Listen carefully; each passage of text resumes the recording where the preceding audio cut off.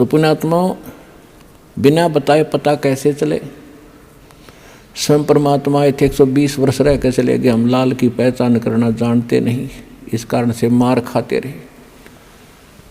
और एक तो कहना होता है, विद प्रूफ प्रूव करूँगा कि इस विषय में किसी के पास ज्ञान नहीं, किसी के पास समाधान नहीं, और कबीर जैसा भगवान नहीं, और इस परमात्मा के दास को जो प्राप्त है, कबीर परमात्मा का दिया हुआ ऐसा कोई ज्ञान नहीं।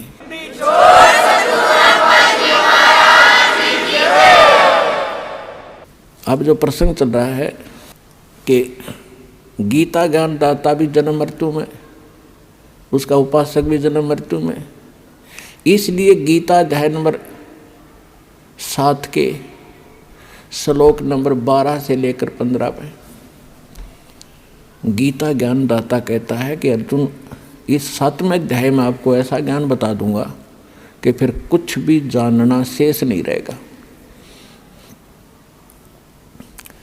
इसमें क्या बताया है कि तीनों गुणों से जो हो रहा है, रजगुण ब्रह्मा से, सतगुण विष्णु से, तमगुण शिव जी से। रजगुण ब्रह्मा से उत्पत्ति, सतगुण विष्णु जी से सतीथि, और तमगुण शंकर जी से संहार जो हो रहा है, इसका निमित्त कारण मैं ही हूँ। आप प्रसंग थोड़ा सा रह गया बीच में। गीता अध्याय नंबर 8 के श्लोक नंबर 5 और 7 में गीता ज्ञानदाता ने अपनी साधना बता दी और अपनी परिस्थिति बता दी सारी, कि मुझे प्राप्त होगा, ओम नाम का जाप करेगा, युद्ध तो करना पड़ेगा। फिर 8वें अध्याय के 8, 9, 10 श्लोक में कहा है कि अर्जुन, जो उस परम अक्षर ब्रह्म की भक्ति करते हैं, उस परम दिव्य पुरुष परमात्मा परम अक्षर ब्रह्म सच्चिदानंद घन ब्रह्म की जो भक्ति करते हैं, जो उत्तम पुरुषत्व है, उसकी भक्ति जो करते हैं, वो भक्ति की कमाई के बल से, भक्ति की शक्ति से, योग बल से, योग माने भक्ति साधना। योग का अर्थ ये नहीं है कि आसन पद्म लगा कर बैठ जाए आंखें बंद करके, या ऊपर न पैर कर लिए अटपट, ये योग नहीं है। योग का अर्थ होता है जोड़, आत्मा का परमात्मा से मिलन करना, ये भक्ति क्रम कहलाता है। तो योग माने भक्ति भी होती है, कि भक्ति योग के बल से, साधना के बल से, भक्ति की कमाई की शक्ति से उस परमात्मा के पास चला जाता है, और मेरी साधना करने वाला मुझे प्राप्त होता है। अब उस परमात्मा की भक्ति का उन्होंने मंत्र बता दिया 17वें अध्याय के 23वें श्लोक में, सांकेतिक। ओम तत् सत इति निर्देश ब्रह्मणे तिर्विद समर्थ है, यानी सच्चिदानंद घन ब्रह्म के पाने का 3 मंत्र का जाप है, नथिंग एल्स, इसके अतिरिक्त कुछ नहीं। ओम ब्रह्म का, सरपुरुष का। अब फिर आइए गीता अध्याय नंबर 15 के श्लोक नंबर 16 और 17 पे। इसमें 3 पुरुष हैं, एक सरपुरुष, एक अक्षर पुरुष, और तीसरा जो आपको सिद्ध कर दिया 8वें अध्याय के 3रे श्लोक से, परम अक्षर ब्रह्म कहो, परम अक्षर पुरुष कहो। तो ओम जाप है ब्रह्म का, सरपुरुष का, जो 21 ब्रह्मांड का स्वामी है, और जो तत् है, ये है अक्षर पुरुष का, जो 7 संग ब्रह्मांड का स्वामी है, जिसको पर ब्रह्म, नेक्स्ट ब्रह्म भी कहते हैं। ये सांकेतिक है, ये इस दास के पास है, कोड वर्ड है ये। और सत भी कोड वर्ड है, सांकेतिक शब्द है। ये है परम अक्षर ब्रह्म के मंत्र जाप करने का। इसको सार शब्द भी कहते हैं, इसको सार नाम भी कहते हैं, इसको सार शब्द कहते हैं, आदि नाम कहते हैं, इसको विधेय नाम भी कहते हैं। वो मंत्र हटके है, ये सत नहीं है, ये कोड वर्ड है।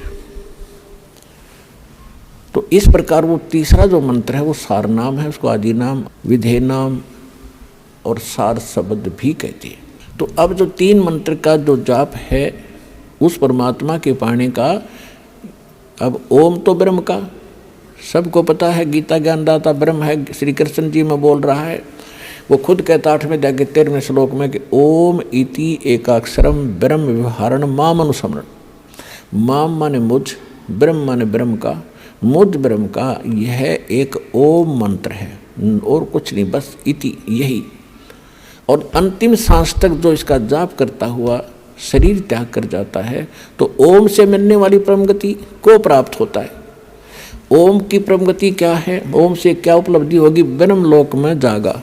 ब्रह्मलोक में श्रीमद् देवी भागवत 7वां स्कंद 562 और 63 पृष्ठ पे स्वयं देवी जी कह रही है, हिमालय राजा को ज्ञानोपदेश कर रही है और ब्रह्म का स्वरूप बता रही है कि उस ब्रह्म का ओम नाम है। ओम नाम का जाप कर हृदय से उसको पाने का उद्देश्य रख और फिर वहाँ चला जाएगा, ब्रह्मलोक को प्राप्त होगा। उस ब्रह्म को प्राप्त होगा, वो ब्रह्मलोक रूपी दिव्य आकाश में रहता है। यानी ब्रह्म का साधक, ओम नाम का जाप करने वाला ब्रह्मलोक में जागा। वो ब्रह्म की साधना करा, सरपुरुष की, 21 ब्रह्मांड के स्वामी की, काल की साधना करा है। गीता अध्याय नंबर 8 के श्लोक नंबर 16 में कहा है कि ब्रह्मलोक में गए हुए प्राणी भी पुनरावृत्ति में उनकी जन्म मृत्यु सदा बनी रहेगी। वो ये स्पष्ट कर ही चुका है कि अर्जुन तेरे और मेरे बहुत जन्म हो चुके, तू नहीं जानता मैं जानता हूँ।